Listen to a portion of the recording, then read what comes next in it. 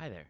I decided to do a recorded version of this blog because I had the day off sick for a few days, and because this is probably the most viewed and talked about blog that I've ever done on my blog, um, which is also it's kind of the hub of my project, which is called Tom the BI Vic BC Guy. You can check out that blog, other blogs. It's the address for it's basicbc.wordpress.com. And anyway, without further ado, let's get on with it. Basic income isn't communism, it's a commons, a theory, by Tom Pogson. One of the first things I learned about basic income is that it's not left or right, it's forward. But in this blog, I would like to argue that the reason both sides find interest in this idea of raising the financial floor is that it predates that left versus right debate by over 3 centuries. The left say it comes from the right. The right say it comes from the left. When both sides claim this, they don't just mean the average person who votes liberal or conservative, our Democrat or Republican up here in Canada. The pushback on the left immediately calls forth the fact that Milton Friedman advocated for basic income. They don't just say he was interested in the idea, which he was, as I'll explain later, but they often and incorrectly claim he started the idea. This isn't a hard mistake to make. Left-wing hero to many, Noam Chomsky has stated this much.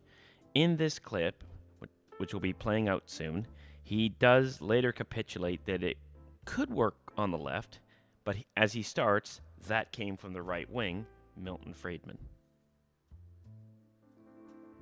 In Germany, there's a lot of grassroots organization taking place around the concept of a basic income guarantee, whereby citizens receive an unconditional sum of money to cover the basic costs such as rent, food, and electricity, etc.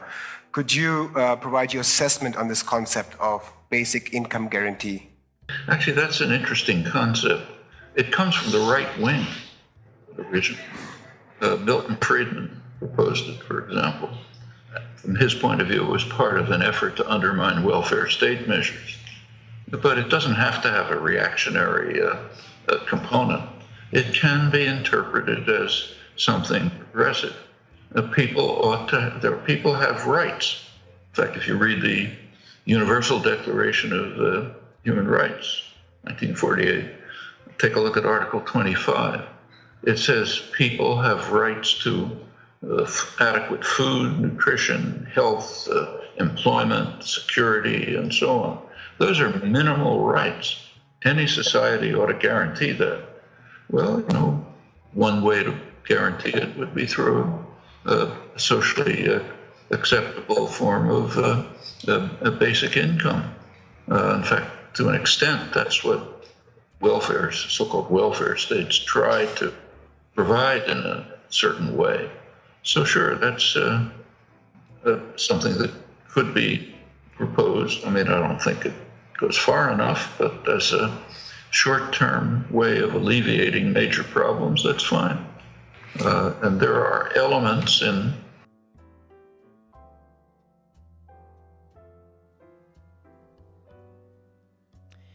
In truth, the discussion about basic income in the way it's known today, a regular amount unconditionally to each person individually, non-withdrawable in cash or equivalent on a regular basis, was first drawn up in the 1800s by Thomas Spence, working off ideas of Thomas Paine, U.S. founding father.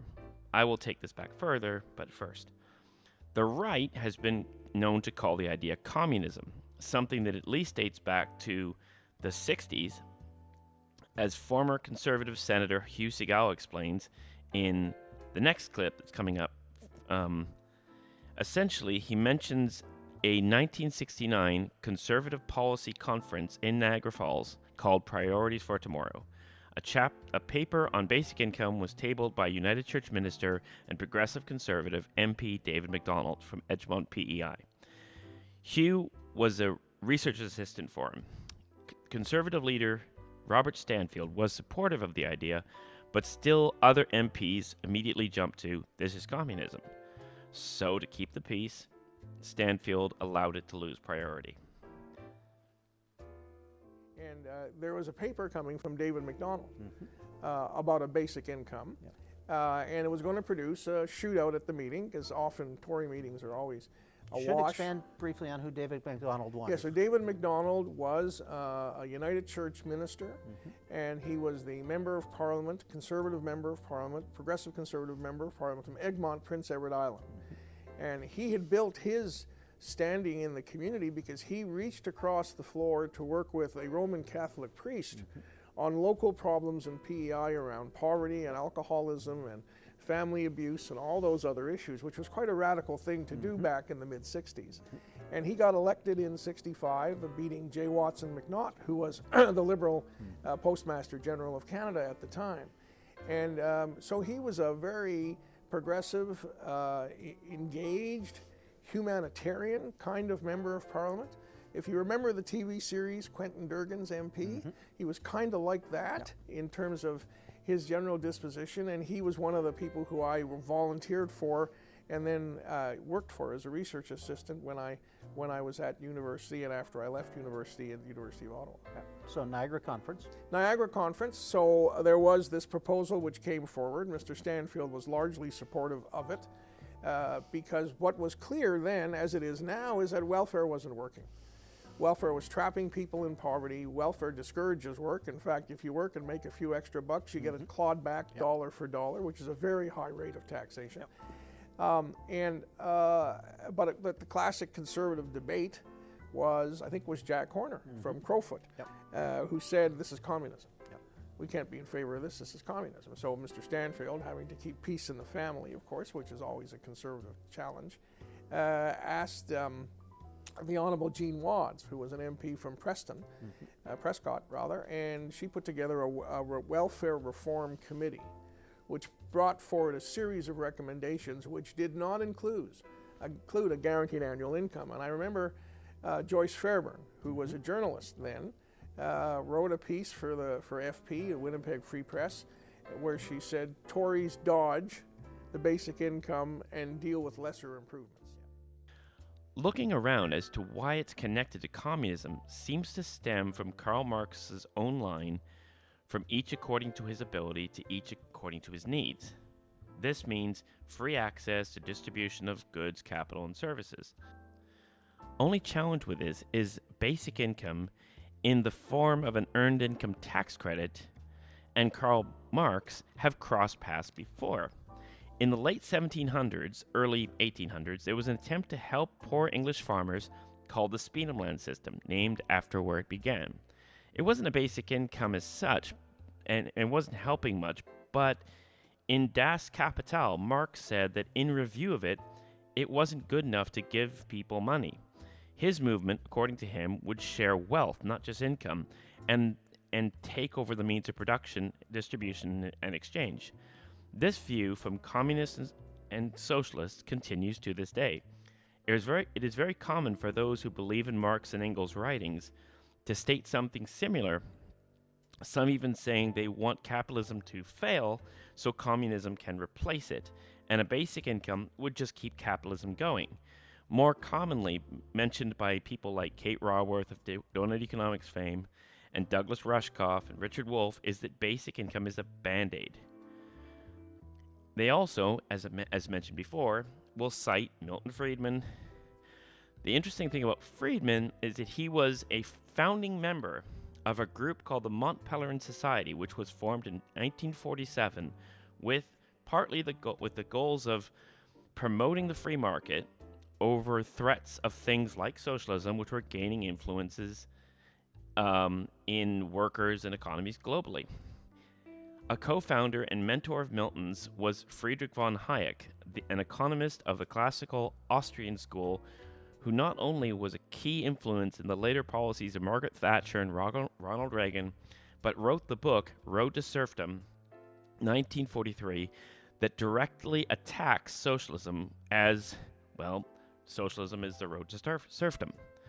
Obviously, there is more to work more to the work of all the people I've mentioned so far, but to keep things concise, I'll press on.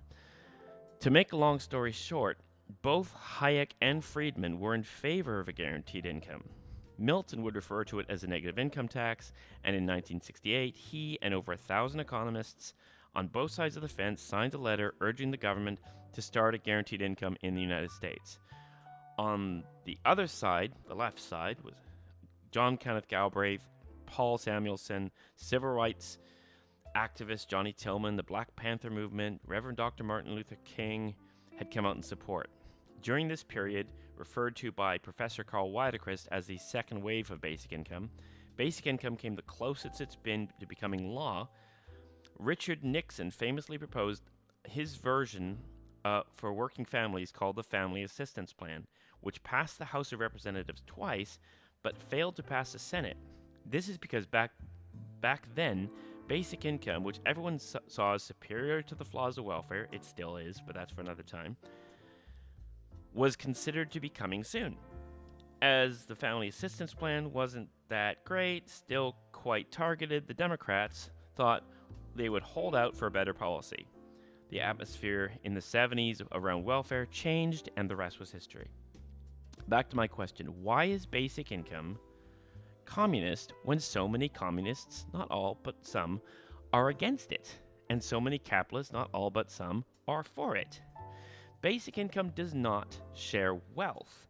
It just looks to share what money, what income it can to everyone, can give to everyone, much like the Alaska Permanent Fund dividend does in the conservative state.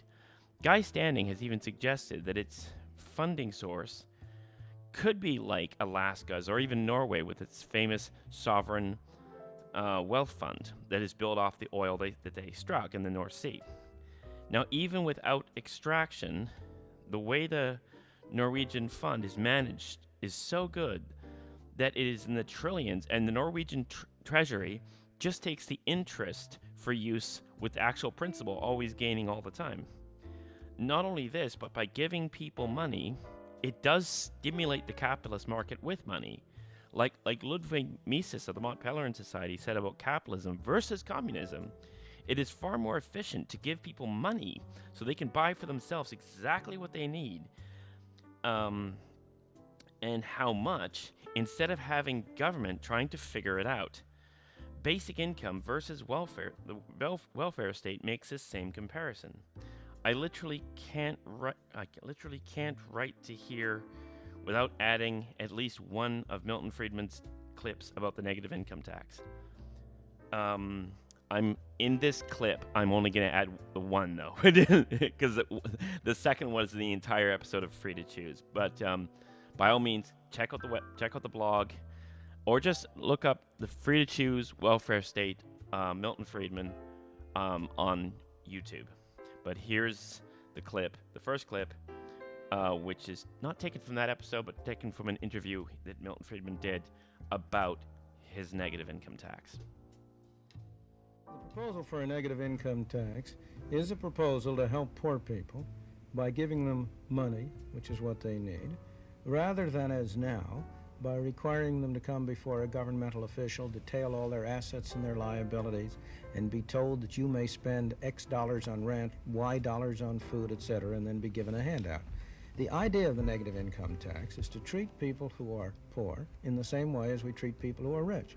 The virtue of an income tax arrangement is precisely that it treats everybody the same way. There's none of this unfortunate discrimination among people. You have a system which stimulates abuse. It seems to me, experience suggests that our present welfare programs are clearly very much subject to this danger. Look at what's been happening. In a period of unprecedented prosperity and affluence, the number of people on the welfare rolls has been skyrocketing. Why? Because once they get on, we make it almost impossible for them to get off. In order for somebody who gets on to get off, he or she has to be able to have a really good job, because to earn a little bit, get off gradually, now doesn't pay. Under a negative income tax, you would have people give the poor people a possibility of getting off gradually. For a great large fraction of the people who are being helped, they have every incentive to do it themselves. If we give them the money, we will strengthen their responsibility. But while everything I've written is from verified sources, it still has this strange bedfellows and non-bedfellows situation. I'm going to add to this. I don't know if there's actually any policy that's like this. Because of Friedman, as well as Charles Murray and his proposal, like Noam Chomsky mentioned in The Fear, is that it is a right-wing neoliberal, as in classical liberalism, not social liberalism, that informs the left. Plan would be to wipe out all government supports and just send cash. Nearly all basic income advocates, including myself, state it is not a silver bullet or a panacea. So logic dictates, after all this, that the idea of basic income is neither inherently capitalism, Marxism, communism, or socialism. It could be seen as small s socialist, as free elementary school education, fire departments, Canada's healthcare is, but I've never heard anyone tell me my grade 3 education was part of a socialist agenda. Professor Guy Standing traces the earliest kind of basic income to the Charter of the Forest, 1217, 3 centuries before capitalism starts, to be discussed by people like Adam Smith, and another two centuries, I guess, before any form of retaliation to capitalism, called communism or socialism, arrived. The Charter, accompanying the second sealing of the Magna Carta, gave people rights to subsistence in a medieval phrase that's gained modern resurgence called the commons.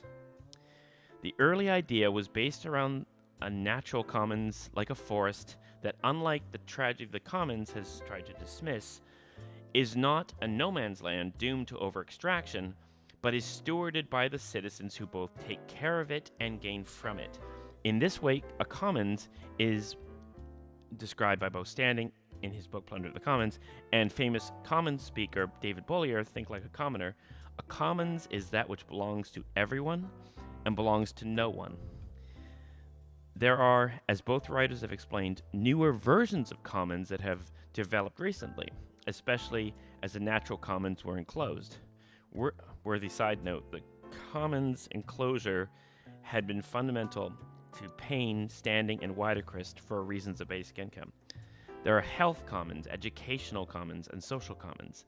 An example of the latter could be something as simple as those tiny libraries you see, or as fancy as Wikipedia.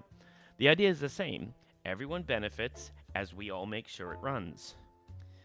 There are concerns about how a basic income would run, maintained, and to push back against certain YouTube videos out there about this, not cause anyone to feel like they are saying goodbye privacy. The best thing would be to ensure that everyone has the ability to connect to a program run separately from government, which is exactly what Guy Standing talks about in Basic Income and How to Make It Happen, which he wrote in 2017. Quote, would be to create a independent basic income committee analogous to the Independent Monetary Policy Committee of the Bank of England, giving it authority to adjust the level of basic income according to changes in national income and perhaps the state of the economy. Standing 2017. We could set it up like that. Like if something goes wrong in another commons, people can inform these in the role of stewardship and problems can be adjusted. In this way, and to reduce the trust problem I referenced in a previous article, I believe basic income should come back to what it is and what it was. Just like what the Charter of the Forest laid down for a natural commons, basic income is a financial and social commons. It is not free money any more than what you breathe is free air. The natural commons were enclosed, and now the value of labor on the unrelenting downward slope It is vital that we